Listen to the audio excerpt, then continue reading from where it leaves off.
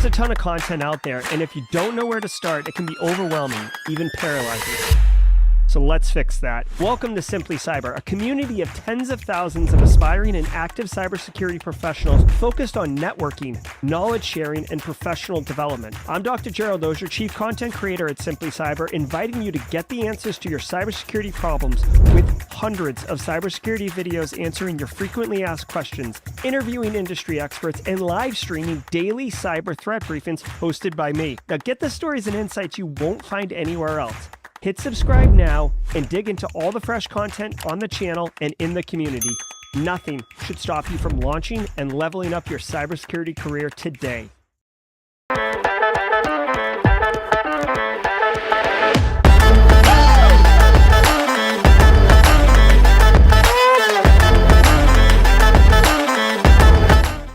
All right, good morning, everybody. Welcome to the party. George Strasburger coming out the gate hot with a super chat. George saying, stay tuned to the end of the podcast because Simply Cyber is getting a shout out at the end of the show. We just become best friends. Holla at you, George. Good morning, everybody. Welcome to Simply Cyber's Daily Cyber Threat Brief podcast. Today is March 22nd. It is a Friday. I'll be honest. I woke up and was like, Jesus, I wish it was Saturday. Not that I don't want to do the show. It's just I'm feeling like it's weekend vibes already. This is episode 584 of the Simply Cyber Daily Cyber Threat Brief podcast. And over the next 45 minutes, it's going to start with me taking this hoodie off because I am running hot right now. Over the next 45 minutes, me, you, George Strasburger, Alpha Sierra, Phil Stafford, Kimberly from the couch, Jenny Housley, Jesse Johnson in the dark, folks over on LinkedIn like Logan Fuller, folks over on YouTube like Paul Savage, coming in hot, Augusta Delgado and Kenneth Lowy. We're all going to be shredding the top cybersecurity news stories of the day, and I'll be giving my expert opinion and analysis on each of those stories on what it means to you as a practitioner. So how can you use this information to drive cyber risk reduction for your business stakeholders? Or if you're looking to break into the industry, you're going to get massive value from it here because you're going to be asked, how do you stay current in the industry? This is an awesome answer. You're also going to get exposed to a lot of concepts, terminology, current events, meta of the industry, plus the networking is phenomenal. The people who are part of the Simply Cyber community, which, spoiler alert, if you're here right now, you're part of the Simply Cyber community. There is no application process. There's no screening. You're in here.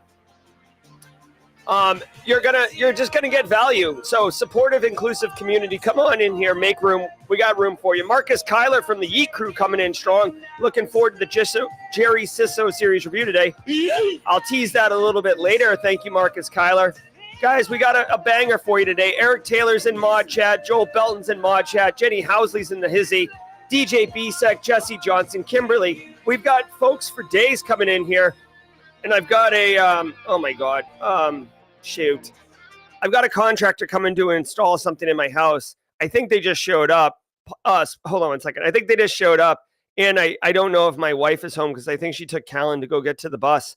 Talk amongst yourselves. Just give me a hot second, y'all. Please, one second while we do this. And if BSEC or Eric want to hop in, yeah, they're definitely down the street. 1 second, please. I'm sorry, guys. This is just real life kind of intervening. Shoot. Sorry, Kennedy. Crap. BSEC or Eric Taylor, can someone come in here? I got to run down there and let this guy in.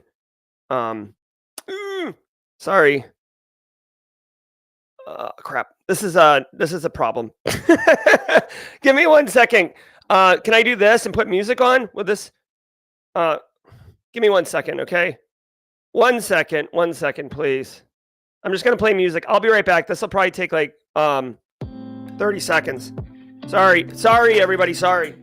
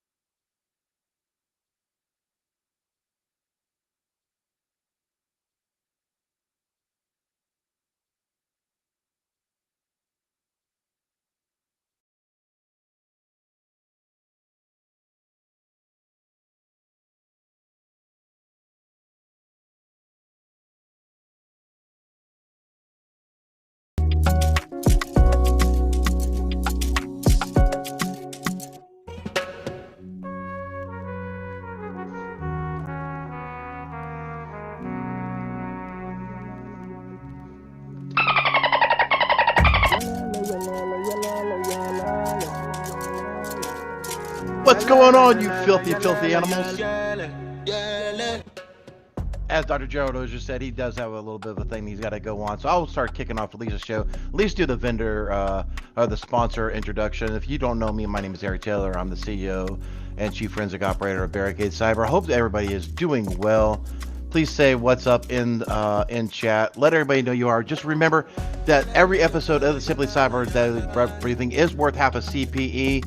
So make sure you mark it in the chat and be able to show that as forensic evidence that you were here and you are qualified for those CPEs, right?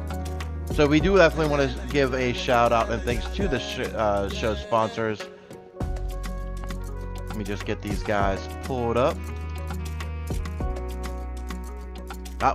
Dr. Gerald Auger is back. Dr. Gerald Auger, when you're back, just kick me out of the video. We'll just wait for him. All right. Thank you. All right. Hey, everybody. Shout out to Eric Taylor for hooking me up like that. What a boss, everybody. Ladies and gentlemen, Eric Taylor, ladies and gentlemen. We'll give him one of these. Thank you, Eric Taylor, with the assist. Thank you, everybody. All right. Hey, sorry about that. That was just reality. And definitely much appreciate and love the support for the community and from the mod team, Eric Taylor, specifically. All right, guys. So, basically real life happens, but we got the contractors in here doing their work. We got a banger of a show for you. Before we get into it, I do want to say shout out and thanks to the stream sponsor. Start with my good friend who you just met and had a good time with. One, Eric Taylor from Barricade Cyber Solutions. Listen, guys, Barricade Cyber Solutions, led by the leadership and experience of Eric Taylor, is dedicated to helping businesses from cyber attacks and recover from the damage done. Cyber attacks can cause massive issues for businesses and send dedicated, hardworking business owners into turmoil. But Barricade Cyber Solutions, not only do they know how to mitigate the damage done by cyber incidents, but do you see how snappy their response time is? This was like a bomb dropped on the Simply Cyber Daily Cyber Threat Brief podcast, and Eric Taylor parachuted in like a boss. That's the kind of response time you can expect from Barricade Cyber. Check them out at barricadecyber.com. Links in the description below. Now, don't sleep on Panoptcy Security, y'all, though. Get a partner who understands your cyber program and your business goals. Love the people over at Panoptcy Security. Brandon Poole, the leadership over there, Poole. He can help you with your information security program. If you need to do like vCISO work, get something stood up. We had accidental CISO on stream last night. He was talking about doing a gap analysis and coming in, and before you roll out a framework, actually understanding what your business needs are. That is exactly what Panoptcy can do for your business. So don't sleep and don't guess. Don't fake it till you make it. Get some help. Get some leadership. Panoptcy.com. Thanks so much, Brandon Poole. Also want to say much love to Antisyphon Training, but more about those beautiful babies at the mid-roll. Eric Taylor coming in. Yes, I would show that on stream, but I'm not sure. Yeah, okay, so this is, all right, I guess we will do this. This is a live look-in at Eric Taylor dropping into Simply Cyber Daily Cyber Threat Brief podcast. Thank you, Eric, again, for all that you do. Guys, each episode of the Daily Cyber Threat Brief podcast is worth half a CPE, which means if you've got CISP, SEC+, CISA, CISM, PNPT probably, although I don't think Heath at TCM Security wearing the merch right now, I don't think they require that, but just take a screenshot that you're here. Say something in chat. Hashtag TeamSC. Hashtag TeamSC in chat. Because you guess what? You need a forensically sound piece of evidence, and that's how you do it. Easy peasy, lemon squeezy. All right, y'all. If you didn't know, if you didn't get this from me being a Hot Mess Express live wire right now on stream, I don't research or prep for any of these stories. I will say with a caveat, the last story I did read a bit of the story because the title caught my interest for personal reasons. We'll get into that at the end. Also, stay tuned because after the show, there'll be a 30-minute jaw-jacking, a.k.a. an Ask Me Anything Q&A session that you're free to take advantage of from a mentoring capability or just an overall hanging out with folks. But do me a favor. Settle in. Get your cup of coffee. You know what's wicked funny? I was actually kind of like, groggy. Oh my God, it's Friday. I wish it was Saturday. And now that I've had to like run this fire drill, I am amped. I am lit right now. So guess what, y'all? You're about to get a live wire coming in hot across the airwaves. So sit back, relax, and let's let the cool sounds of the hot news wash over us all in an awesome wave. I will see each of you at the mid-roll. From the CISO series, it's cybersecurity headlines. These are the cybersecurity headlines for Friday, March 22nd, 2024. I'm Steve Prentice. Microsoft confirms Windows server issue behind domain controller crashes. The March 2024 Windows Server Security Update apparently also delivered a memory leak that has been causing Windows domain controllers to crash. As reported by Bleeping Computer, quote, affected servers are freezing and then restarting unexpectedly due to a local security authority subsystem service process memory leak, end quote. Bleeping Computer contacted Microsoft, who has now confirmed it as a known issue that impacts all domain controller servers with the latest Windows server. It does not, however, affect home computers. All right. All right. Couple of things. One, local security authority subsystem service. He spelled it out. You could have put a gun to my head. Everybody calls it LSAS. LSAS. Like, you know, if you're doing LSAS, if you're dumping LSAS, if you're dumping memory, LSAS. So, like, you know, shout out for the acronym. I will say, in all honesty, a lot of acronyms in the industry become so commonplace that I often forget them. So just to put in perspective, if you're having trouble remembering acronyms, don't feel alone. Don't feel like it's just you, because it's just me and you. All right, Windows servers having a hot mess issue, appearing to be compromised, I would say, if they're randomly shutting down and randomly rebooting without any type of consistent thing that you can point to and say that's what it is. This isn't good, guys. Windows servers, they say home computers are not impacted. All that means is non-server editions of the operating system aren't impacted. Nobody, I don't care who you are, unless you're some, intentionally contrarian individual, nobody's running Windows Server as their like daily driver. No one's like, oh, let me just boot up my Windows Server and launch Steam and play Magic the Gathering. No one's doing that. You run Windows 10 or Windows 11 or Windows 7 if you haven't gotten on the like upgrade train. No one's running like Windows Server 2016 for like their driver. So that part of the story, okay. If you are running a server at your home, like say you're running like a Plex server or some type of home file server for whatever reason, that is in scope. This bug, like I don't know why I'm getting my butt in a pinch here about this, but like I just found it, to me, it's disingenuous and frustrating to say like home users are not impacted by this. It has nothing to do. The problem here, it's not like this technical issue is like, I'm about to reboot your computer, but first, where are we located? Are we in a commercially zoned area or a residential zoned area? Residential, all right, we're going to pass hard on this one. So, no, it's the operating system that's the issue. Now, there is a patch, so you got to patch it. You got to patch it. So get that out of the way. If you're running this, and if, by the way, if your machines, your server infrastructure is having issues, this could be it, right? Domain controllers are the ones that are not most impacted, but in the story here, it's saying domain controllers are part of the issue, and they're running this memory leak.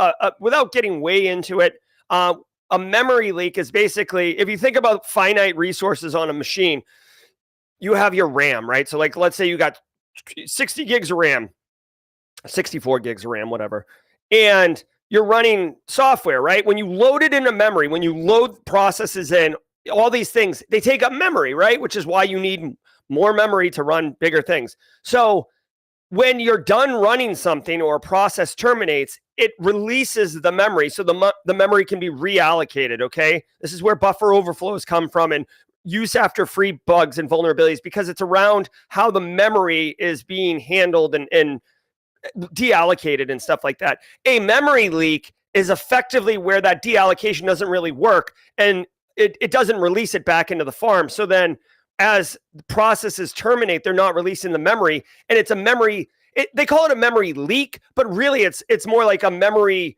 lock, right? Like it's like holding on to that memory when it no longer needs it. And eventually you're going to run out of memory because it's going to keep, every time that process executes, it's going to keep the lock on the new memory that it's allocated. And eventually you're going to seize up your machine because you're basically a critical process like LSAS is going to reach for memory to execute, and there won't be any, and then it's gonna collapse in on itself like a black hole dwarf star crashing in on itself. I saw Oppenheimer on the plane. Okay, so now I got that on the brain. Anyways, TLDR, I went way deep. There was a little more segment on memory leaks, but TLDR, you gotta patch it.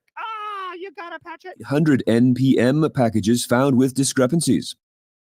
Cybersecurity firm JFrog has revealed that more than 800 packages in the NPM registry contain discrepancies from their registry entries, and 18 of these have been found to exploit a technique called manifest confusion. Bingo is going to be the first week, the first Friday of the month every month. We're only doing bingo on first Friday of the month. Harish Kumar, LSAS is local security, local security authority subsystem service. It's like a really important process or service in the Windows operating system that handles, I believe, like allowing access to resources. Like it's the process that allows to validate that a user or device are authorized to access a resource on a box, right? So it's essentially authorization system. JFrog says this issue could be exploited to trick developers into running malicious code. The trick behind manifest confusion is that a lack of cross-verification in NPM makes it possible for a threat actor to supply a different manifest containing hidden dependencies to install malicious dependencies onto the developer's system. Nemesis. All right, so NPM, as always, hold on one second. Mod chat's doing a lot of flexes. I guess I'm a wee one in here. I'm a wee one. NPM packages. Okay, I forget what again. Here's an acronym. NPM. I forget what it stands for. It's something package manager. This has been kind of popular with threat actors lately, whether it's NPM or PyPy or even GitHub in some capacities, where they're introducing malicious code, malicious imports, doing like old library hijacking. Daniel Peeknick with a super chat past Sec Plus last night onto PCEP PJPT. Congratulations, Daniel. 1 for passing Sec Plus. And 2 for having, keep the momentum going. Thank you. Jason Summers, Richard Moulton with the Node package manager. Thank you very much, guys. Awesome. All right, guys. So manifest confusion.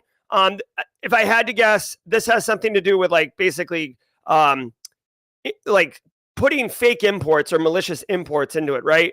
Again, I don't read these in advance. So yeah, developers may be tricked into downloading packages that look innocent, but whose hidden dependencies are actually malicious. All right, so this is very similar to other documented known issues. Here's the deal. When you write code, if you guys, I did something with Try Hack Me yesterday. It's a podcast. It's going to be coming out soon. And one of the questions was, Jerry, do you need to be a world-class programmer to be a cybersecurity professional? And I answered the question at length. But also shout out Tinnis Green and Meg West were also on that podcast. So look forward to that. I said, no, you don't have to, but it helps to be able to read code. Here's the deal. When you write like a Python program, you're not going to write everything out, every function, because there's a lot of things that are already written. How to import and export to the file system, how to open a network connection, right? All these things. Same with Windows executables, right? If you've ever heard of a dynamic link library, DLL, that's all that is. That's basically a portable executable that a Windows binary can call, because it's importing the functionality in that DLL. That's why it's called dynamically linked library. That way you don't have to have every portable executable or every Windows executable binary have every single function in it. The executables would be freaking huge. So we use this kind of import function.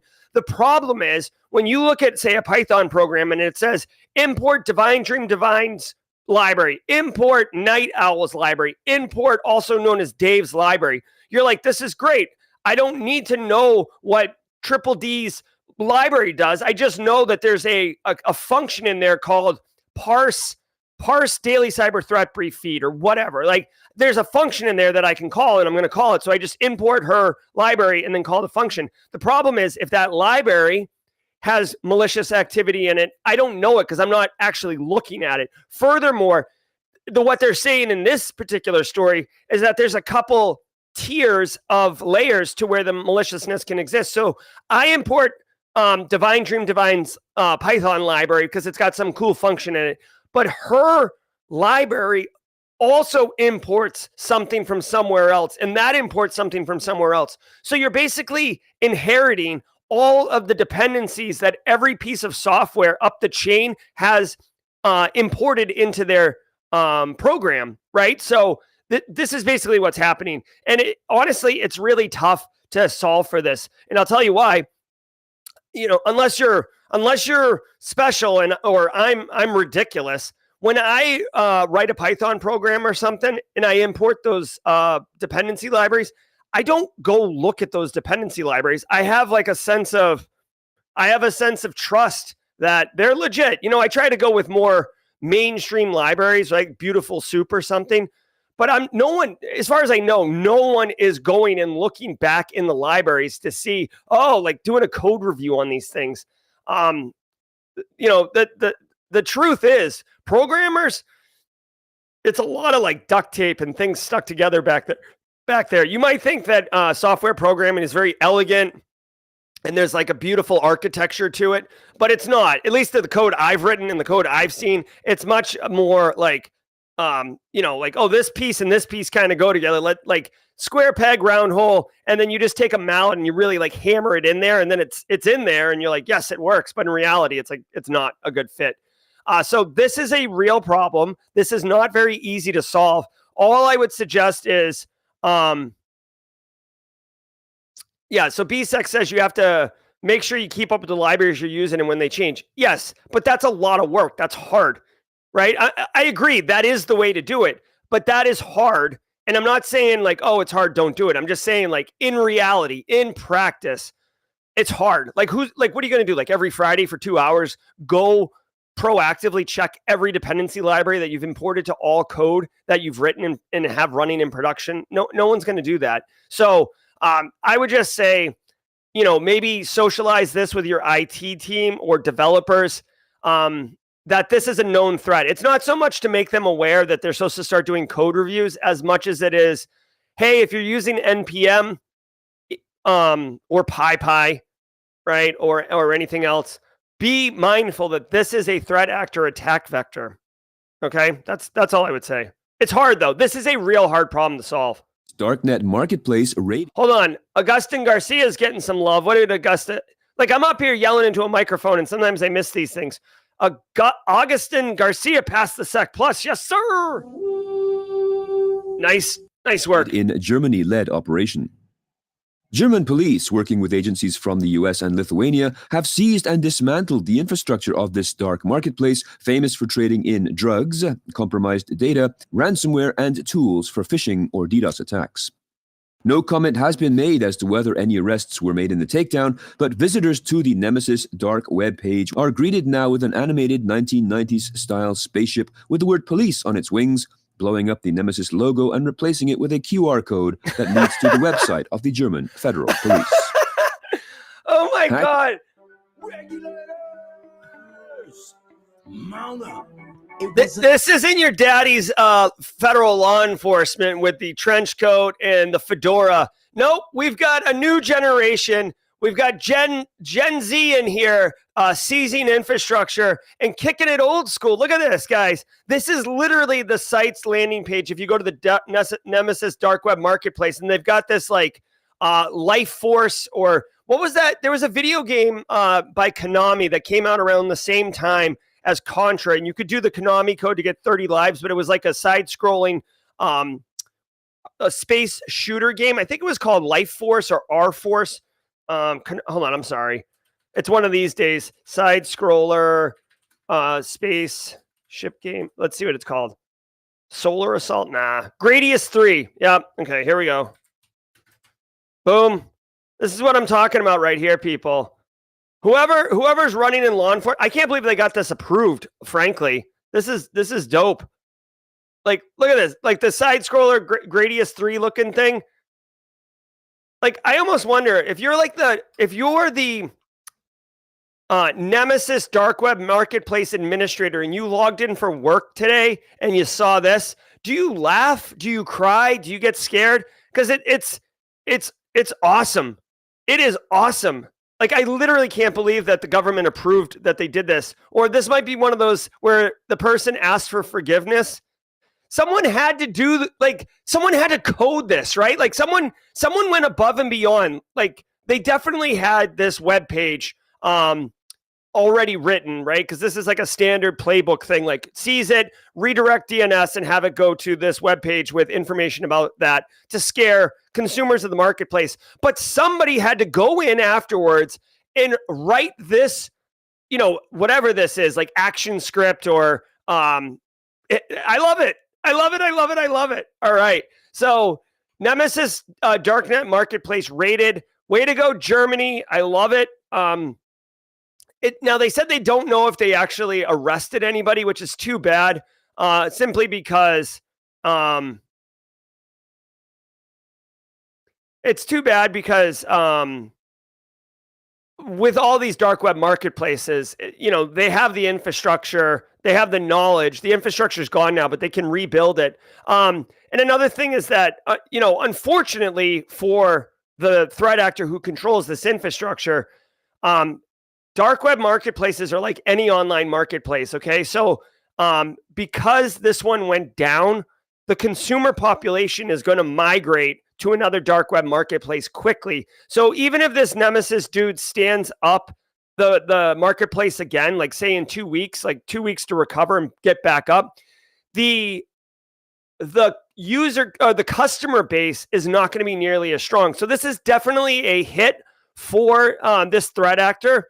It's not a huge hit to the dark web, criminal underbelly marketplaces, right? Like, people are still going to be able to buy drugs and buy guns and buy crime, but it'll be a little bit harder. Hopefully, this scares some people also from doing, the people who are on the fence about doing crime. Hopefully, they stop doing that. Also, it says in here that it's actually making a nod to a video game, 90s video game called Nemesis, which I didn't know that. So that's even funnier. Let me see. Oh my God, this looks crazy. Oh, Resident Evil Nemesis has got the SEO on Google, so that's not going to work. Claim a breach of Israeli nuclear facility network. According to more than one media outlet, the hacktivist group Anonymous is behind the breach of the Shimon Peres Negev Nuclear Research Center. The group announced that 7 gigabytes of documents, including PDF files, emails, Excel and Word files, zip archives, and PowerPoint presentations, were included in the haul. In a separate social media announcement, the group added that, quote, "It did not intend to have nuclear explosion, but this operation is dangerous and anything might happen," end quote. There is no evidence that the group was able to breach the facility's operational technology network. All right, couple things here. One, a couple things. One, Iran-linked hacking group, attacks Israel. Nuclear facility computer network. Remember, these type of facilities, there's IT infrastructure, which is what many of us are familiar with, IT, information technology.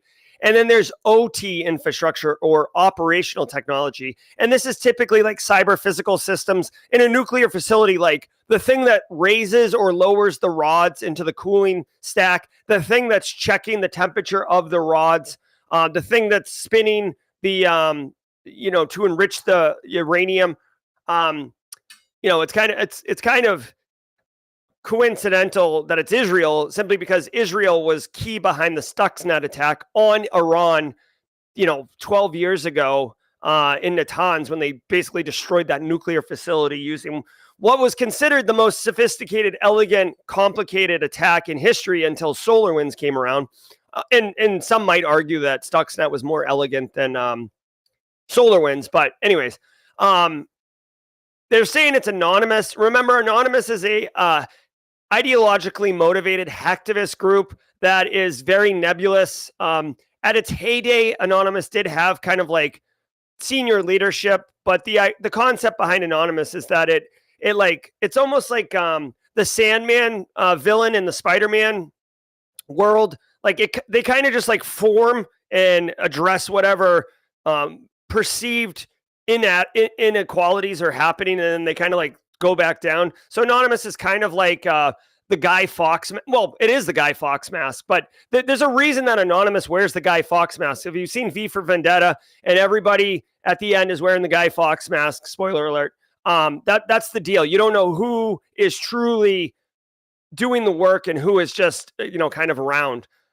So we'll see what happens. They say that the OT infrastructure had not been compromised. A lot of times, traditionally IT and OT would be separated, but in modern, and I'm not an OT ICS expert. We will be having Bryson Board on the channel, Simply Cyber Live in a couple weeks. He's a OT ICS expert, so we can ask him. But traditionally, OT and IT were not connected. But with modern day everything, cloud everything, webhooks everything, there is a lot of integration between IT and OT. So you can move from the IT to the OT a little bit easier now. They're saying in this story that the OT was not compromised. Honestly, if I had to guess, and this is one of those like almost like you want to cry a little bit, but also laugh out loud. That the reasons the OT is not impacted at this time is probably because they're using old deprecated technologies that don't have the IT OT integration. Nuclear facility, I mean, unless they built it in the last 15 years, it's probably not going to have that. So by sheer luck of having aged technology, the OT was not compromised. That's a speculation. I don't know definitively if that's true or not. But when they say that the OT has not been compromised, that's my first thought is it's not compromised, not because the Iranian-based anonymous threat actors are super bad at what they're doing. It's because there's not a actual network that they can pivot around to get to. See, there's no evidence that they've been able to breach the OT. Nuclear facilities have numerous fail-safe in place. I mean, agreed. They do have numerous fail-safes. I just want to point out in the Stuxnet attack, some of those fail-safes were also compromised so that the engineers didn't know that the enrichment spinning devices were tearing themselves apart. So agreed, fail-safes are important, and it makes me feel a little bit better that I can sleep at night. But at the same time, fail-safes are typically technology-based, not physical-based. Although there are some physical fail-safes. But all right, let's go. And now a word from our sponsor, Vanta. From dozens of spreadsheets and screenshots to fragmented tools and manual security reviews, managing the requirements for modern compliance and security programs is increasingly challenging. Vanta is the leading trust management platform that helps you centralize your efforts to establish trust and enable growth across your organization. Over 6,000 companies partner with Vanta to automate compliance, strengthen security posture, streamline security reviews, and reduce third-party risk.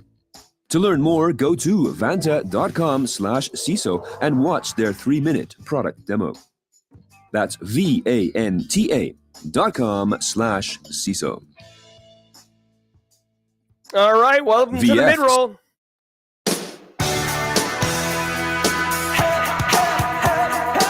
All right, y'all. Welcome to the mid-roll. We got off to a bumpy start. Eric Taylor righted the ship. I grabbed the wheel, and we took back off. We are crushing it right now. Just a few minutes over. Don't let Nick Barker know. Guys, if you're getting value from the stream, if you're a member of the Simply Cyber community, do me a solid. Do the community a solid. Hit the like button if you're on YouTube right now. Literally, it just helps us reach other people on YouTube who are into cybersecurity and get awareness for the show. Thanks to the stream sponsors, Barricade Cyber, Panoptcy Security, and my friends, Antisyphon Training. Guys, Antisyphon Training is disrupting the traditional cybersecurity training industry by offering cutting-edge, awesome, high-quality education to everyone, regardless of financial position. They literally offer students like you the opportunity to learn skills, practice what is taught, and most importantly, for the experience, like not like the career experience, but like the actual student experience, the opportunity to engage with a community in a fun and inclusive way. Guys, if you like the way the chat's working right now in Simply Cyber Chat, and you like the vibes of the community, you will love what they're doing at Antisyphon in their classes. I've taken their classes. It's phenomenal, great experience. And, I'm inspired by what they do and what Black Hills does and what John Strand does to drive how I do Simply Cyber. Also, fun fact, we came to agreement on a collab between Simply Cyber and Black Hills Information Security that you will be seeing in the merch store in the near future. So little teaser there. I won't tell you much more about that. Guys, giddy up on the Simply Cyber Community Challenge. Right now, Josh Malik has the baton. I'm going to drop a link in chat. This is Josh's post right here, his Simply Cyber Community Challenge post. I read it. It's awesome. This guy, you want to talk about inspiring, and also talk about someone who didn't take the traditional, like, this is how you get into cybersecurity path. I love it. Super awesome. Connect with Josh. If you want to build your LinkedIn professional network, which is super valuable, I'm telling you, the easiest way to do it is through the Simply Cyber Community Challenge. Go online, search for the hashtag. You can see it at the bottom there. Simply Cyber Community Challenge. Connect with the people who are posting, right? So like yesterday, Josh posted. You connect with Josh. You can see I'm a first connection with Josh. The people in chat, I'm a first connection with. And anyone that I'm not a first connection with, like James Sharpham, I will connect with James. You can do it too. It's super easy. And what you can do with it is 5 minutes a day for 2 weeks, you will blow up your professional network and your LinkedIn feed will be cyber related. So Josh Malik, if you're in chat, please go ahead and tag somebody, Josh.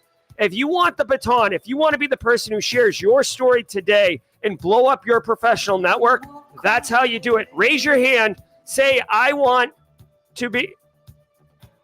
raise your hand and say, I want to do it, and take advantage of this opportunity. We do it as a community service, guys, okay?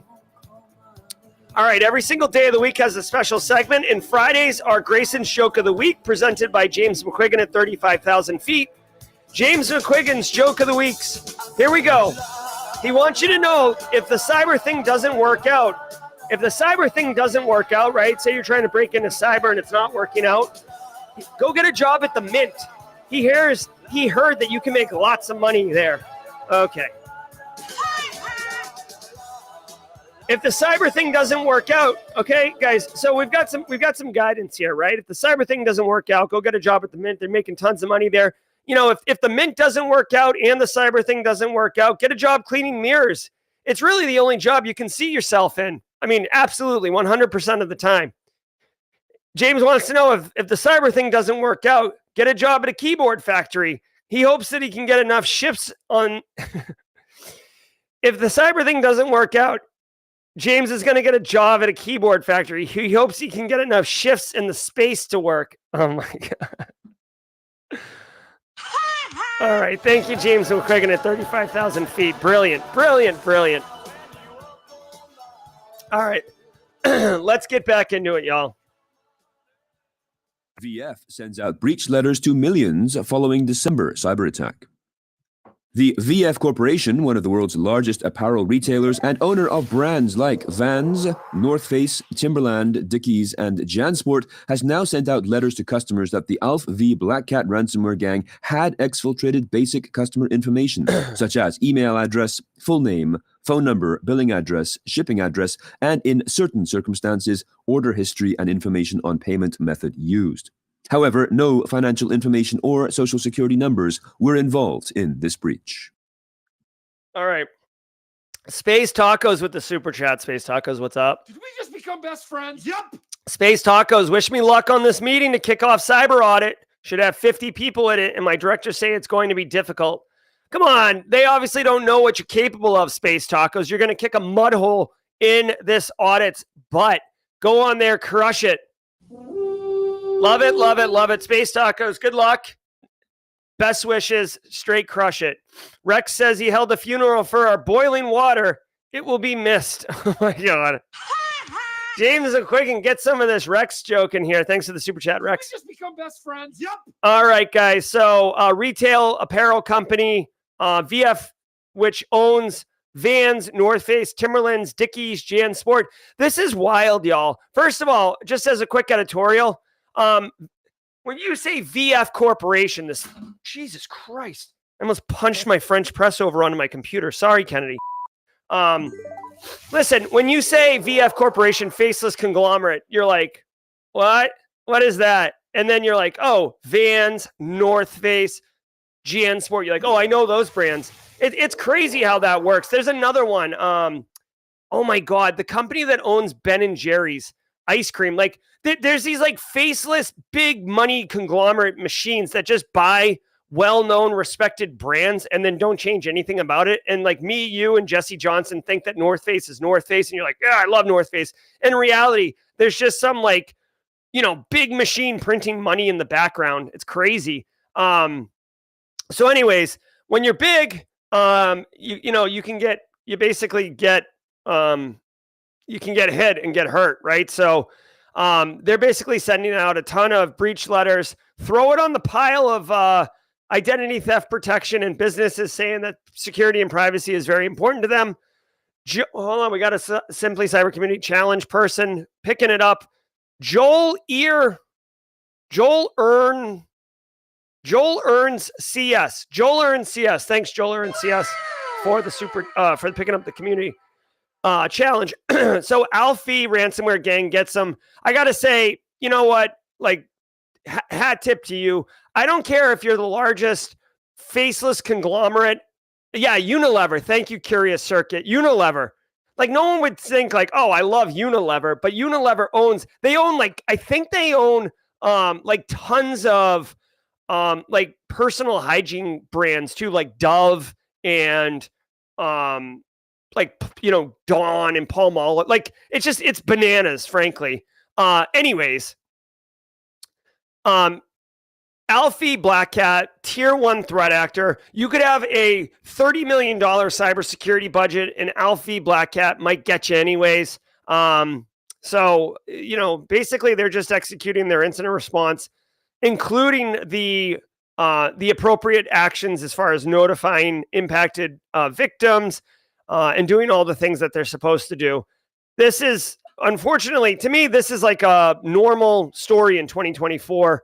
I will say that Alfie Black Cat, as far as I know, they got raided and destroyed, right? So Lockbit's the one who's doing the exit scam, allegedly. No, hold on. Alfie Black Cat's the one doing the exit scam, right? And yeah. Okay, so Alfie Black Cat, when they have this story here, it's from 2023. So this is like, basically, this company is so freaking big that it's taking them months to go through the workflows and the processes, and this is what they're doing.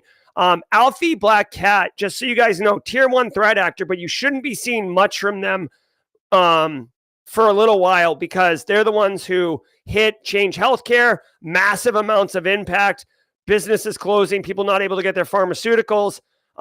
Remember, Alfie Black Cat is just about straight cash, homie. Straight cash, homie. Okay, they don't really have an ideological motivation. They're not trying to hurt the Americans. They don't care necessarily about their victims. It's just pay your money.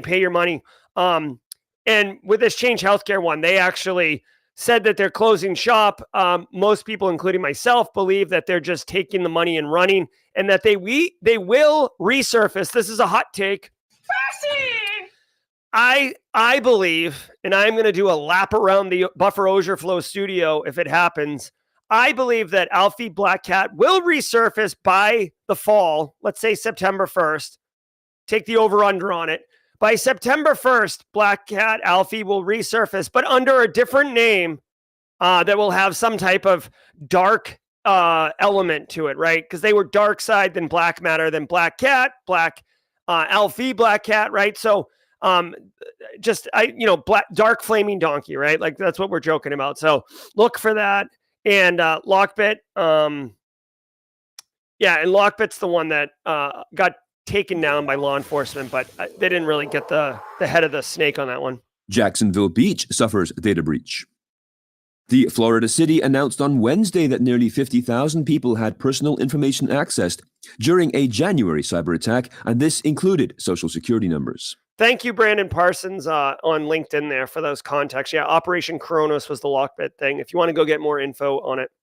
The Lockbit gang claimed credit for it via Telegram in February. There we go. It is the 21st U.S. municipality to announce a crippling cyber attack this year. All right. So I guess we're just going like BOGOs today. So Jacksonville Beach, I assume that's in Florida, or Florida for my generation Zoomers. Lockbit is currently down, right? Operation Kronos, Brandon Parsons dropped it in chat. So Lockbit is impacted right now. The leader of Lockbit goes by the moniker Lockbit Sup. He has been active. He has not been arrested. I'm assuming it's a he. And he actually said that he plans on hitting 1 million victims. So Lockbit will continue operating. This is prior to Operation Kronos dismantling Lockbit's infrastructure. So, excuse me. This is the same thing, right? This is a big faceless conglomerate. This is a municipality. They're just businesses with different kind of business models, and they're just getting hit by ransomware. This is what I'm talking about when I say ransomware is a blight on our society.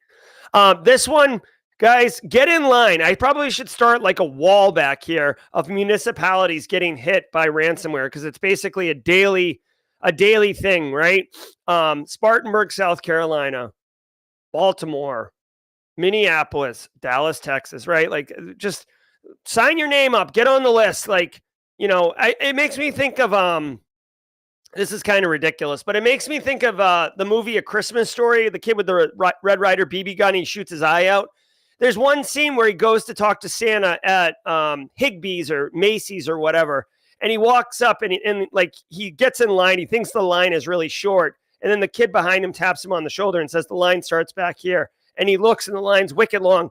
That's what I think municipalities are doing, right? Like Jacksonville Beach gets hit and they're like, oh man, like how could we possibly be victimized? And they get in the incident response line and they're like, and then someone like Dallas, Texas taps them on the shoulder and is like, bud, line's back here. And you look and it's like Dallas, Spartanburg, Atlanta, Baltimore, Boston, Cambridge. And it's just like, oh geez, like, jeez, okay. All right. So anyways, TLDR, municipalities, I don't know when you're going to learn. I get that you have annual budgets and you have local politicians who are bickering over like whether or not you should rezone a parking lot into an industrial space or whatever. But guess what? Threat actors, they don't give a damn about your zoning or your parking permits. What they want is straight cash, homie. And if you're not properly securing your infrastructure, they will find you. They're like Liam Neeson from Taken, except they're bad guys. They will find you. They will exploit your vulnerabilities, and they will get you, right? So municipalities, take heed. And if you work with a local state and government, with like Lupe Peterman, please screen cap all these stories and just slide them under the door of the mayor. Under the door. And frankly, Lupe, I know I'm being playfully humorous here, but there's enough material that every day, it could be like, hey, March 22nd, here's the municipality taken over by ransomware of the day. Dink, dink, right? Until you get some movement. Oh, that's funny. Joel Belton suggesting that we make a dynamic web page that automatically updates with municipalities getting impacted, kind of like a wall of US shame. accuses Apple of monopolizing the smartphone market. That'd be fun. This suit, filed by the Justice Department, alleges that Apple, quote, used its control of the iPhone to illegally limit competitors and consumer options, end quote. It is Don Count Duckula. Thanks for the squad membership, bub. also accused of squashing the growth of new apps and reducing the appeal of rival products using, quote, a series of shape-shifting rules, end quote, in a bid to thwart innovation and throttle competitors. Apple has vowed to vigorously fight the lawsuit and denies the claims. All right. A couple of things. One, I got Magic on the brain. So if you're a Magic player, and I'm like in my 40s, right? So I played Magic in the early 90s. Was shape shifting? What is that? Apple, a doppelganger? 5 mana changes on upkeep. All right, so Apple, guys, Apple is a Fortune 5 company. They've got lawyers for days, okay? And Apple has been really big on privacy. I also want to remind you that Apple identifies them as a hardware manufacturer, not as a software company. And they're saying, listen, privacy is important. Our consumer base wants privacy. Big government doesn't need to be up in our face. Surveillance capitalism needs to back up off us. And the United States, I suppose, I don't understand like who is filing this. You would think it'd be the FTC. But it just says the United States. So like, that's kind of vague. But what they're saying is basically in the United States, there's this thing called antitrust. You can't have monopolies, basically to ensure a fair market, right? So if Apple like right now wanted to start charging $10,000 for their iPhone, if Apple wanted to charge $10,000 for an iPhone, they absolutely could. And they probably would. They'd probably sell a couple to like crypto bros. But for the most part, people would stop buying them. But there is an alternative. There's Android phones, right? So the market will dictate what people are willing to spend money on, okay? With this particular lawsuit, they're saying, it sounds like they're saying that because... well, hold on, I'd have to look at this because it says the smartphone market. I actually thought the argument would be made around their app store and how you can only like technically install apps on your phone that are approved and go through the app store, and that Apple takes a little taste of, right? This is part of the reason why Fortnite is not available on Apple mobile devices, because Apple was taking a taste from Epic, and Epic was like, nah, brah. It's a free to download app. There's nothing for you to take. And they're like, well, you're making billions of dollars on the in-game economy. And they're like, yeah, that's our money. And Apple was like, nah. So Apple wants a taste of it. They say that the app, yeah, okay, so the App Store, this is about the App Store, not about the stupid phone. This would be an interesting lawsuit. If you are interested in legal lawsuits and kind of this type of stuff, this could be interesting. Honestly, I honestly think that Apple, the App Store, helps protect people from themselves, right? There's a lot of malware out there for Android. Now, Apple iPhone is not immune to malware, but it's harder to get it on there. It's harder to execute it. So I think Apple iPhones help protect Carl from Carl, okay? Oh! So Kathy Chambers says there's five individual complaints in the lawsuit. One is the App Store. Yeah, I'd be curious. This could be an interesting. This could be interesting as far as what this does to Apple, and this says it's not about breaking Apple into small units or spinning off divisions. Apple's been dealing this for a while, right? If you like right now, like I have. Like, for example, like I have an iPhone, right? And I used to run a Mac, but Mac computers aren't strong enough to do the streaming type stuff that I do. So, but I can't do iMessage through the, Apple ecosystem. So it's a real pain in the butt. I typically have to like get a link, email it to myself, and then go on my computer and get it. So it's kind of a pain. Oh, look, yeah, you can see here, they talk about the Fortnite Epic Games thing. Anyways, Apple, Fortune 5 company, deep pockets, making tons of money. And, the complaint here is antitrust. This is not a cybersecurity story at all. I probably spent too much time on it. But, it's interesting. We're checking out, especially what those 5 arguments are. And now, how to open any of 3 million hotel keycard locks in seconds. A team of white hat hackers has announced the result of a hackathon that they were invited to in Las Vegas in 2022, which focused on breaking into the room door locks of the very Vegas hotel that was hosting them. The team has called their technique Unsafelock, spelled UNSAFLOK, and this would, quote, allow a hacker to almost instantly open several models of SafelOck brand RFID-based keycard locks sold by the Swiss lockmaker Dormakaba, end quote. These locks are installed on 3 million doors worldwide inside 13,000 properties in 131 countries. As reported in Wired magazine, quote, their technique starts with obtaining any keycard from a target hotel by booking a room or grabbing a keycard out of a box of used ones, then reading a certain code from that card with a $300 RFID read-write device, and finally writing 2 keycards of their own. When they merely tap those 2 cards on a lock, the first rewrites a certain piece of the lock's data, and the second opens it. All right, so this is the story that I actually did read. So asterisk, I found this interesting. So these locks, if you stayed at a hotel, like literally I stayed at a hotel Sunday and Monday night this week, they had this system. This is a very, very standard method for issuing keys to people at hotels, right? You don't have to collect the key card afterwards. You can throw it away. You can rewrite the code for the door lock. That way I can't go back next week and unlock the door and like rob whoever's in there or assault them. Also, I want to point out, choose your own adventure, right? You got to do your own risk assessment. But when I go to a hotel and go into the room, one of the first things I do is deadbolt the door and put the lock thing on.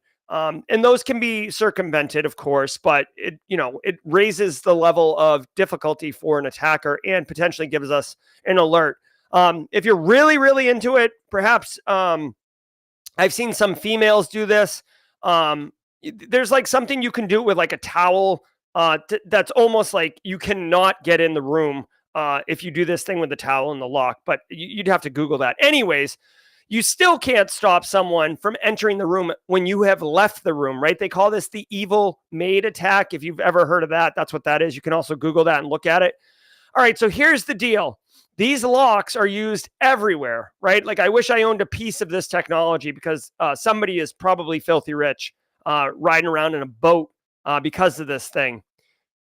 What the security researchers have done, you may think that they just do a quick interrogate the door lock, get some type of code, and then write a new key, or they use the flipper 0. That is not what is happening here. This is a much more sophisticated and complicated attack. Essentially, what they have done, which is way outside of my pay grade, is they have looked at the encryption algorithm that is used by the door lock in order to make the code between the key and the key reader. They've discovered a vulnerability in it. So the way this attack works is they initially interrogate the door reader and exploit some type of weakness inside the door reader. Then they can use a key that they've made to access the door. So you don't need... So like no matter what the door's been programmed to do, they can break it. And they don't need an existing key that does successfully open the door to access it, right? They're not cloning a known good key like you would think or would be normal. What they're doing is attacking the encryption algorithm and basically making a master key that will work through any of these doors. So essentially, this is the problem. They can open any door anywhere that uses this technology because the vulnerability is embedded all over the place. Now, having said that, obviously, this is not something that I would really worry about. Now, if I was important enough where I would be a target, I probably have like a bodyguard detail or something like that, right? Like a physical security thing to protect. So I'm not super worried about that. This particular attack vector, just doing like a little quick back of the napkin GRC stuff, risk assessment stuff, right? Like attacker would have to have physical access to the site, right? So they need to know what hotel room you're in. They need to be physically in the same location as you. They have to be sophisticated enough to understand this vulnerability, which the exploit and the vulnerability have not been made public. They would need the hardware technology to interrogate and rewrite the door and write the key, right? So there's a lot of things that have to happen for this to be successful. So me personally, I'm not putting this like in the risk matrix. This is like a moderate to high impact, but pretty low likelihood. Right? If anything, like guys, here's the deal. If anything, I would just give a maid $500 and ask her to open the door, or give a maid $500 and ask him to like look the other way. That like, nobody's got time for this. So it's really interesting, compelling research, but that's the deal. With that, also fun fact, I feel bad for this company because fixing this problem is not easy. The problem is in the actual physical lock connected to the door. They do not, as far as I know, these are like NFC access doors. They don't have an IP address. They're not centrally managed. So literally, this company's going to have to send a firmware update out, and then some human is going to have to physically go to each of these door locks and probably pop them open and update them that way. Like, you're not going to be able to update it with a key card and just run down the hallway like like the pig in the Geico commercial, like wee. No, like you're gonna have to touch all of these locks, which is a massive pain in the. So, I would think, unfortunately, I would suspect that companies are not going to patch these door locks or not take it as a priority. Sorry, I'm looking at my calendar. Another important thing to point out, you can't look at this lock and know if it's vulnerable or not, right? There's not going to be a sticker on it that says patched.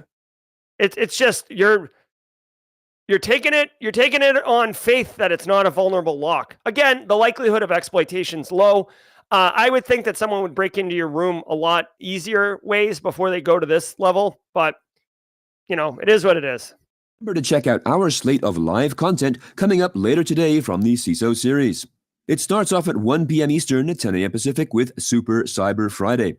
We'll be spending an hour answering your questions about hacking effective third-party risk management.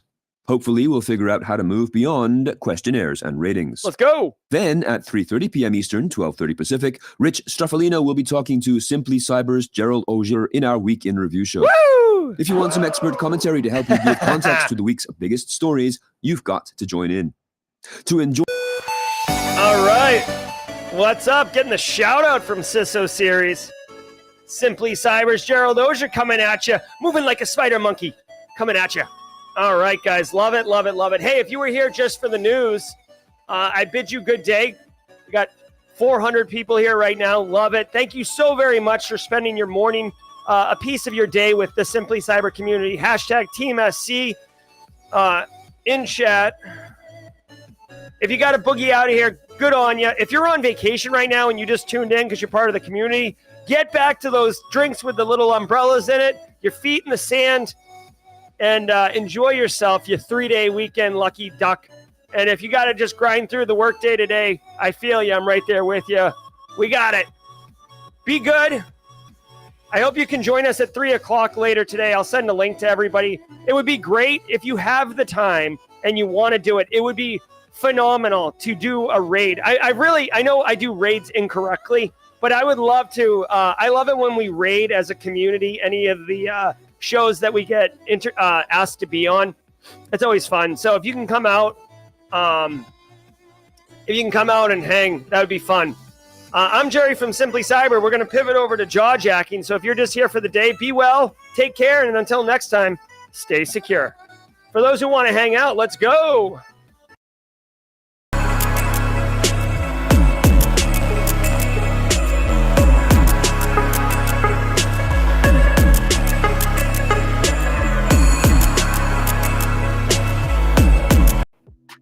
Hey, what's up, everybody? Welcome to Jaw Jack, and I'm your host, Jerry Gag, bringing you the heat every Monday, Wednesday, and Friday, 9 a.m. Eastern to 9:30 a.m. Eastern.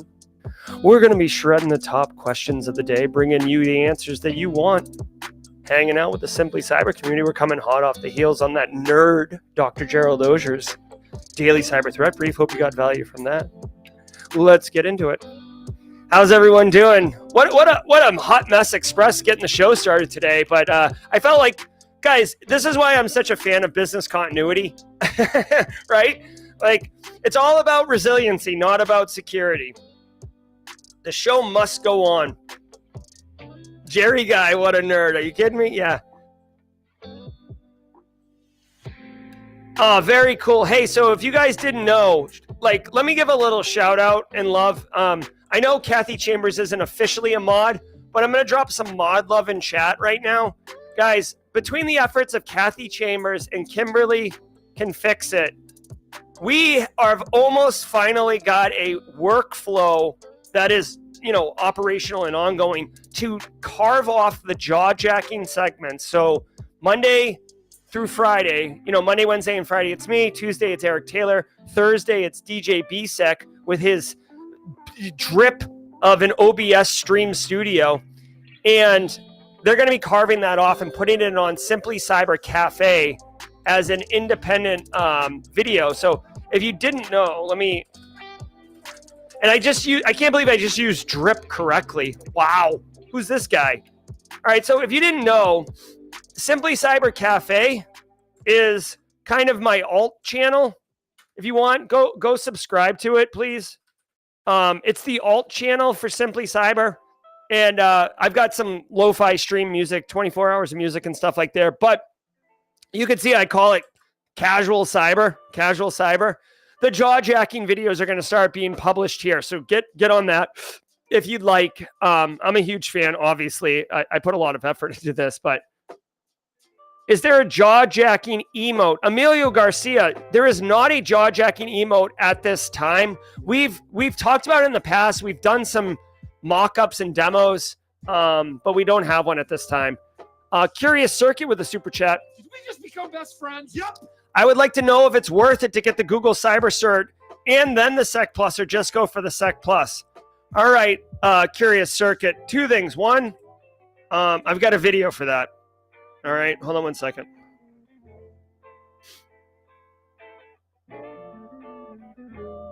All right, I got a video for that right here. Google Cyber Cert full review. Here, I'll drop a link in chat. This will just give you my honest take on the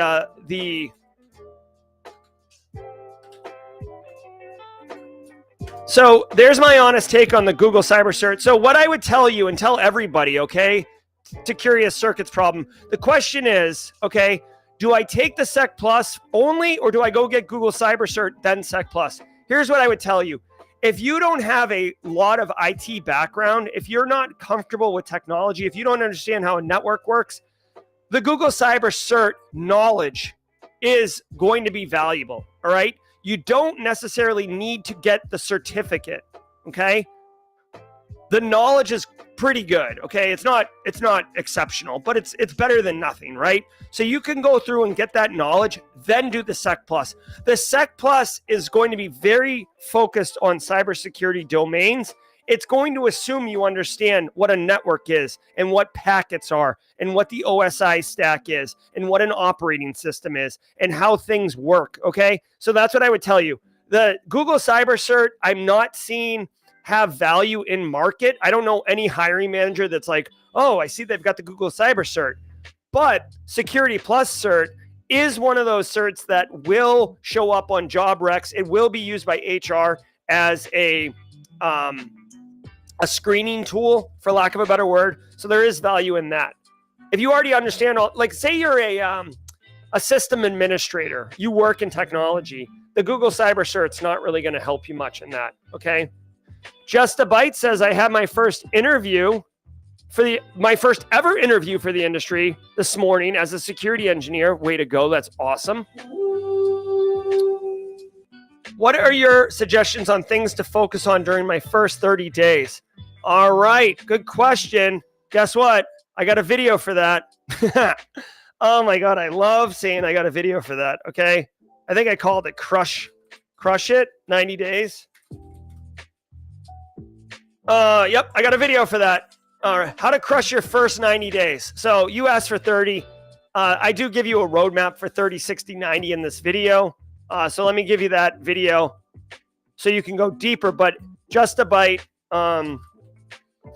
the answer to your question is, in the first 30 days, what I would strongly advise you to do is meet with your manager immediately. Like that should be your first thing, and say, hey, what are your top 3 problems? Like what are the 3 things that I can help deliver value for right away? Like I want to make your pain go away, right? So you're showing initiative, you're showing proactivity, and your manager's loving it because you're basically the salve or the mollifying balm that is going to make their hurt go away. Next, you should schedule, if you can, schedule meetings with your kind of like peers or stakeholders, right? Depends what the job is and what you're doing. But like for me, like when I got a job as like basically CISO, director of InfoSec, like I immediately had a meeting with like the head of applications, the head of data science, the CIO, general counsel, like just 30 minutes meet and greet.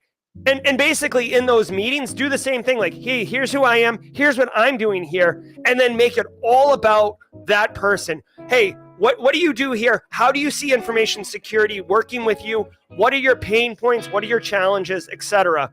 So you can get a lay of the land. And oh, by the way, when you start doing, if you're doing GRC work, when you start doing risk and audit and gap analysis and all that other stuff, you have a relationship with these people. So you can just call them and be like, hey, what's up, head of apps? I'm doing this gap analysis and we want to look at the financial system. Like who's a good person on your team who does the financial system? They're like, oh, Todd's the one who does the financial system. All right, cool. Will you send in, can I get some time with Todd? Yeah, absolutely. All right, cool. So then you can email Todd and be like, hey, Todd, I want to meet with you for 30 minutes on this day to talk about the financial system, and CC the head of app, the boss.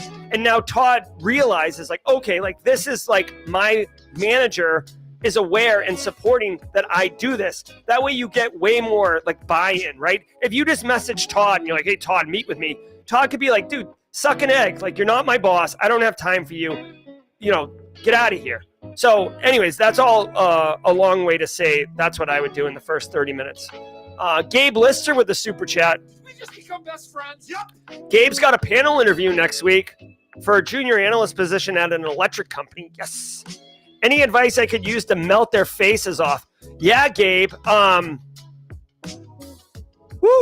right. Well, it depends. So as an analyst at an electric company, it makes me wonder, like, are you going to be doing like OT, ICS stuff? Or are you doing IT stuff? Are you doing SOC analyst stuff?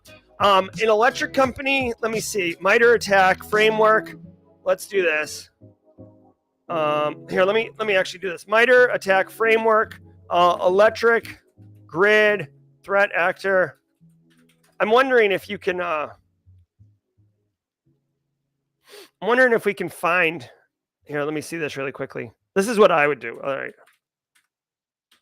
All right, so check it out. I went to MITRE ATT&CK groups, Gabe Lister. Okay, here's a link. I went to oh wait, you guys can't see what I'm doing. I went to MITRE ATT&CK groups, okay? Quickly, I went to MITRE ATT&CK groups, then I typed in the search bar at the top, electric, okay? It's electric, boogie, oogie, oogie, oogie, right? Okay, boom. Sandworm, woo, not good. Sandworm is like the Russian varsity team. Also, Palmetto Fusion, Alanti, I've never heard of this group, but they're a suspected Russian espionage group targeting electric utility sector. Okay, so those 2 threat actors are specifically targeting the sector for which you're going to interview a job for. I'm not saying you walk in there and you're like, hi, I'm Gabe Lister. Did you guys hear about Sandworm? But what I would say is I would look at these 2 particular threat actors. I would look at how they are targeting the electric sector, like TTPs and stuff like that, and just be a little bit more knowledgeable on what they're doing.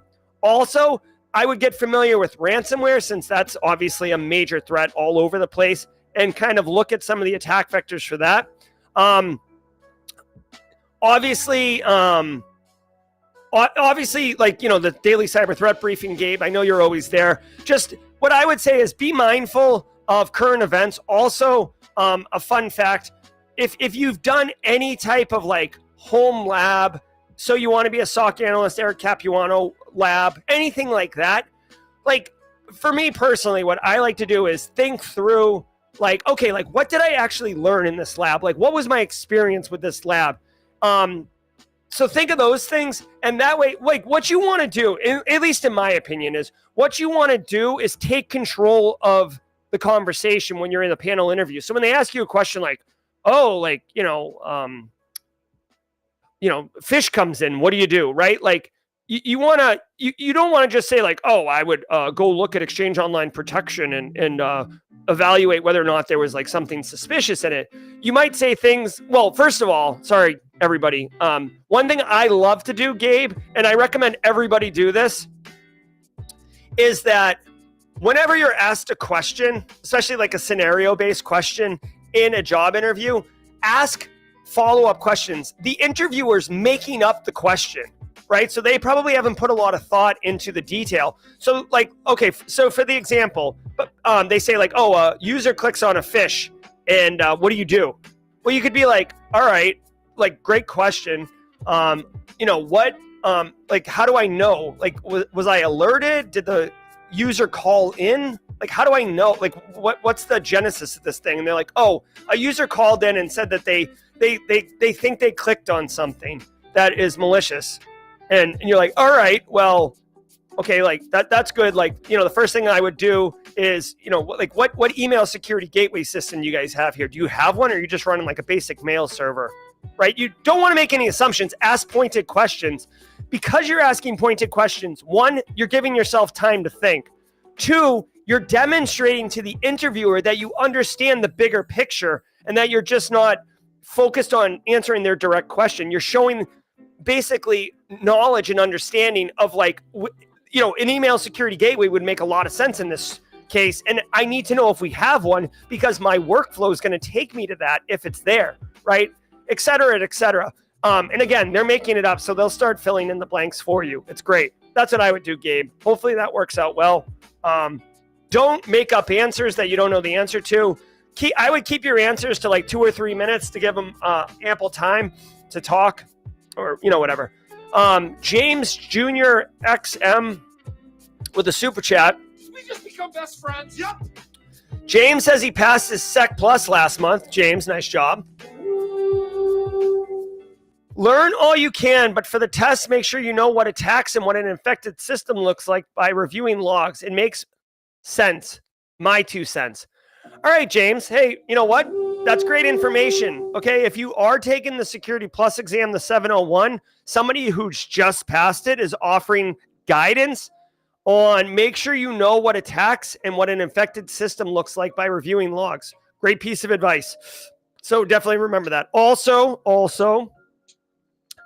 it's a perfect segue and opportunity to remind everybody, if you are studying for the Security Plus, do not sleep on this opportunity.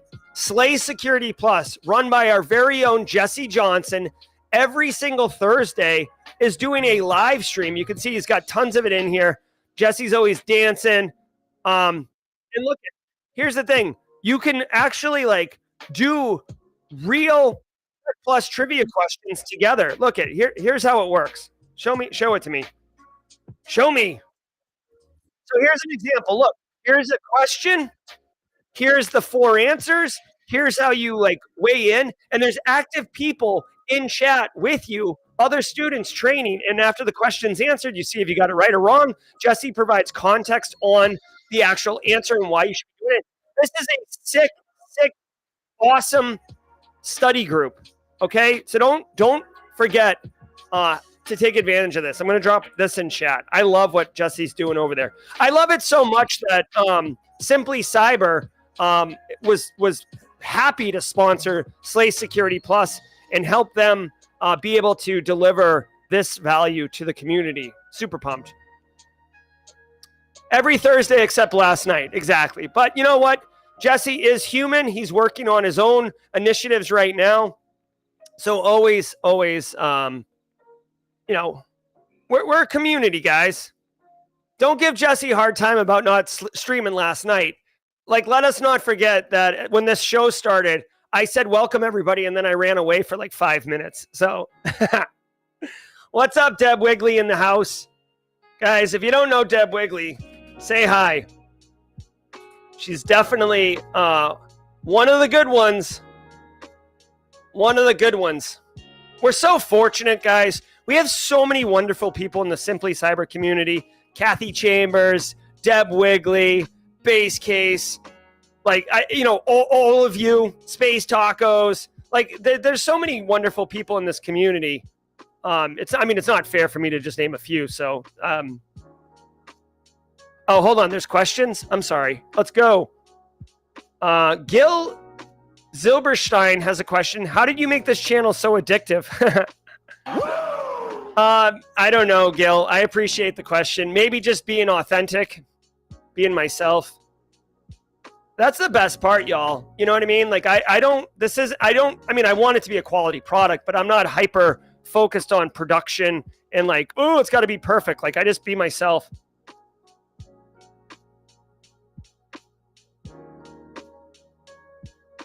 All right, let's go.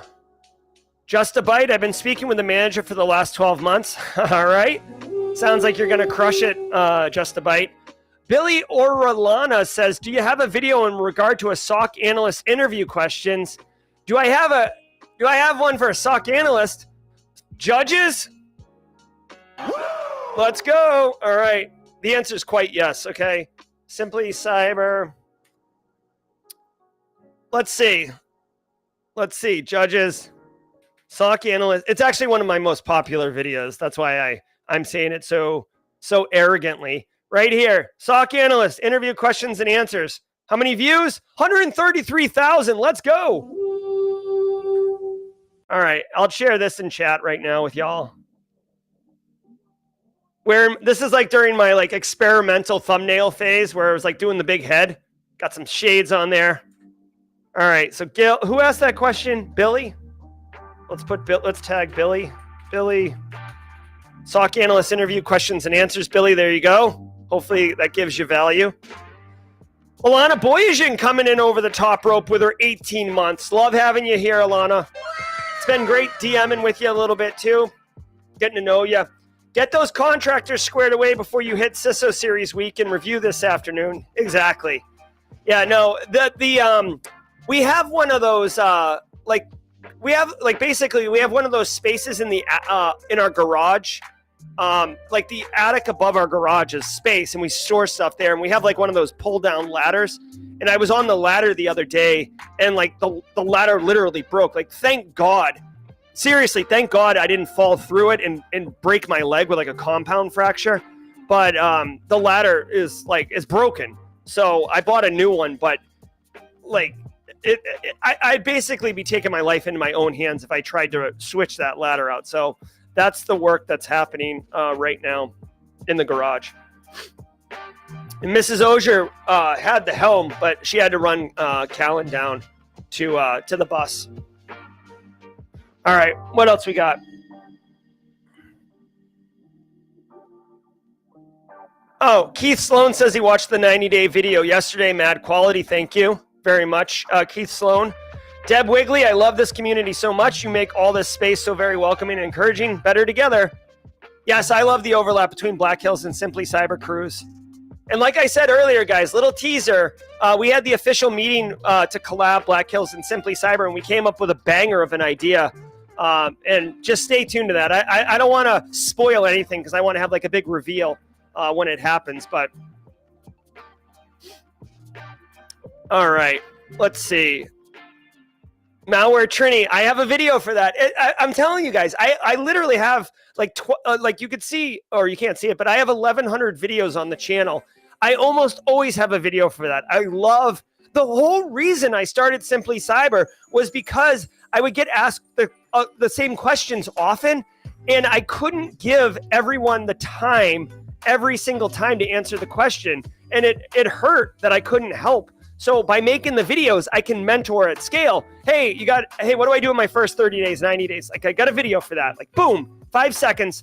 And if you have follow-up questions, come back and ask me. A lot of times the video answers the question that the person has. So now I'm able to feel good about helping people while still being respective of time, which is super cool. All right. More questions coming in. JMB Handcrafted says, can you please explain what a CPE is and why you need them? Yep. All right, so check it out. JMB handcrafted. All right, so check this out.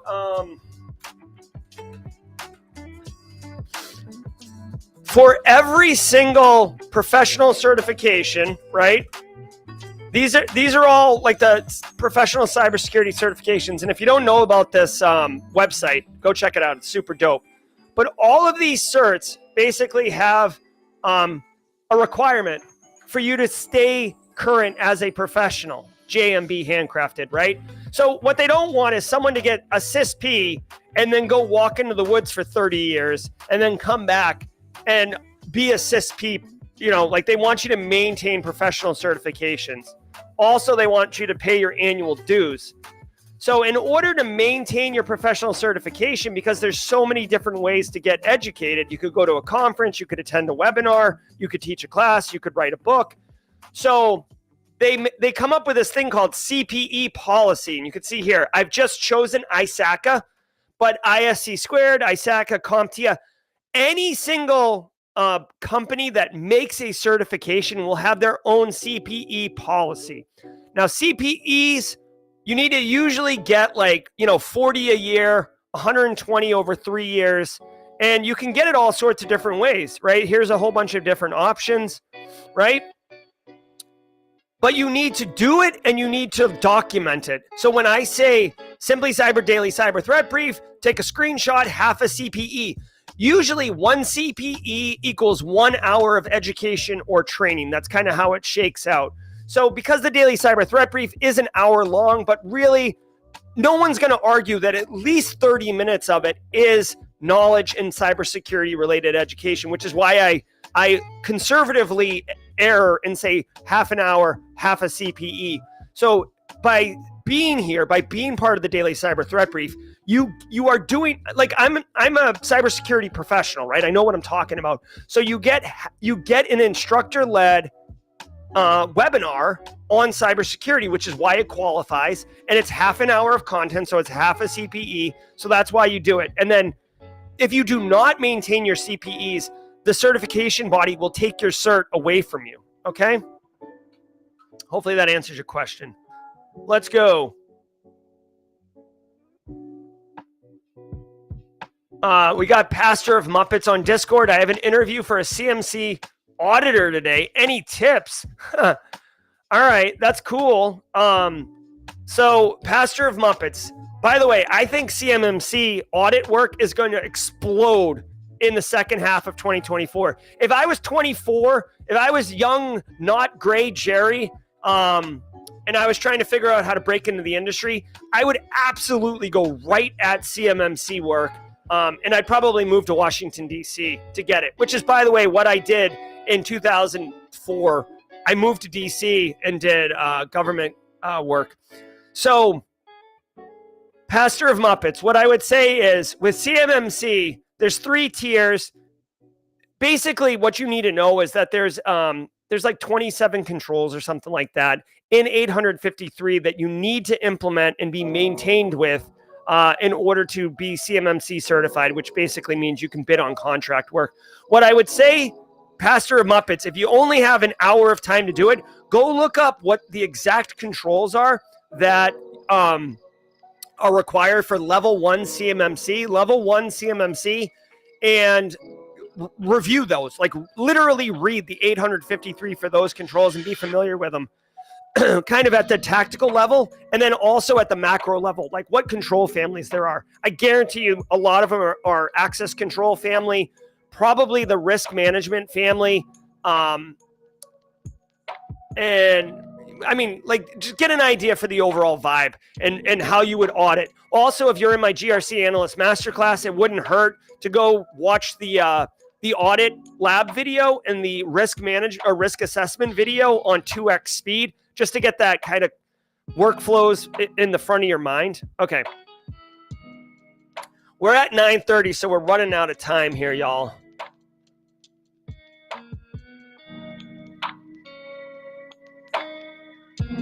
All right. Yeah, so Tim McDonald says NIST 800-171 is a big part of the CMMC. That's 100% accurate. The 171 basically the 171 dictates what controls you need to implement to be CMMC compliant. But if you follow the rabbit hole far enough down, it's going to turn into the subset of 853 controls that you need to be mindful of. All right, Sean Riley, I got to go too. I'm meeting with Gary Ruddle in 30 minutes. I got to button up some contract work I've been working on.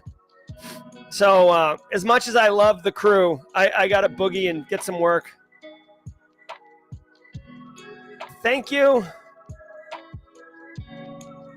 So Legrat says level 1 CMMC is self-attested. Companies audit themselves. You'd want to do CMMC level 2. Agreed.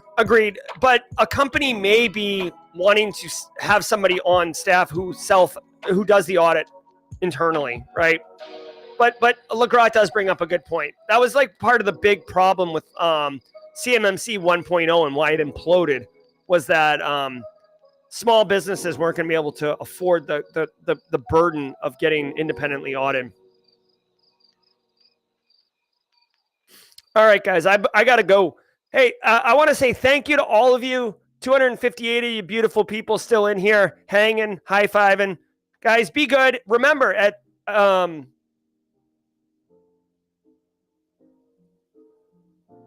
I guess 3 o'clock today, for some reason I have 3:15 on my calendar.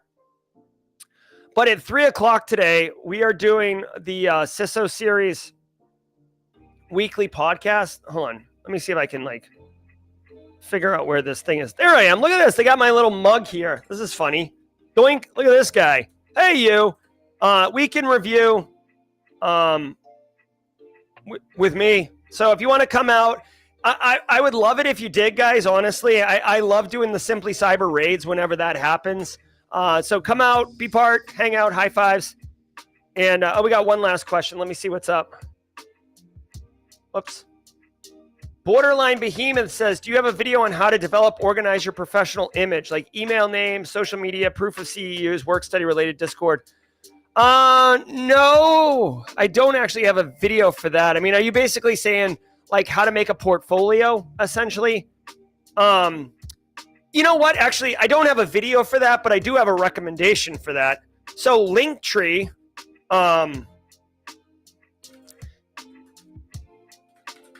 if you go to simplycyber.io/socials, who asked that question? Behemoth? Here's what I would do.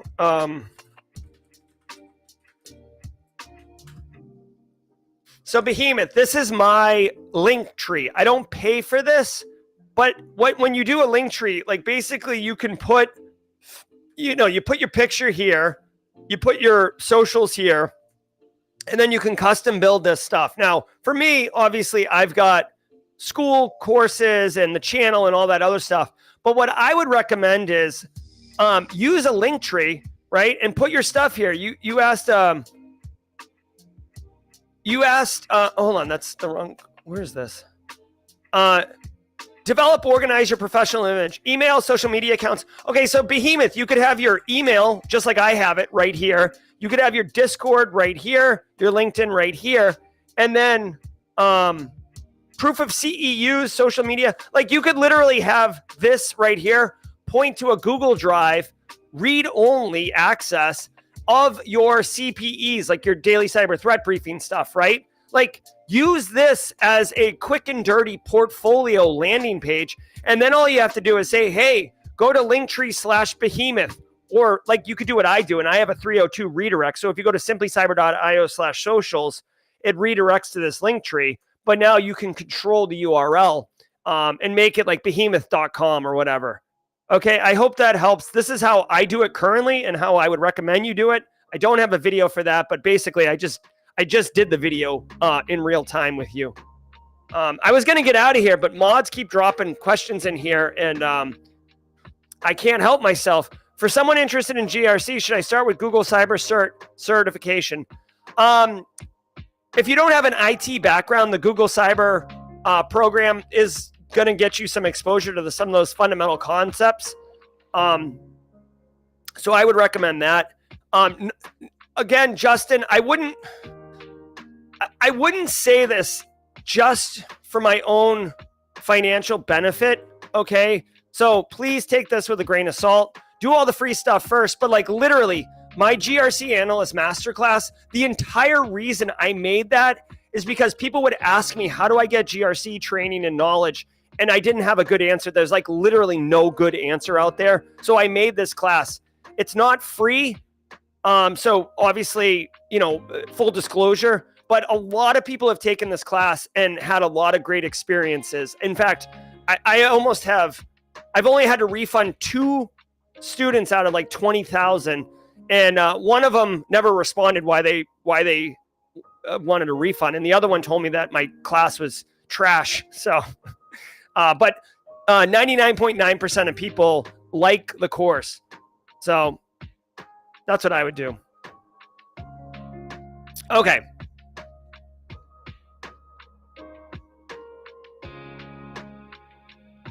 All right.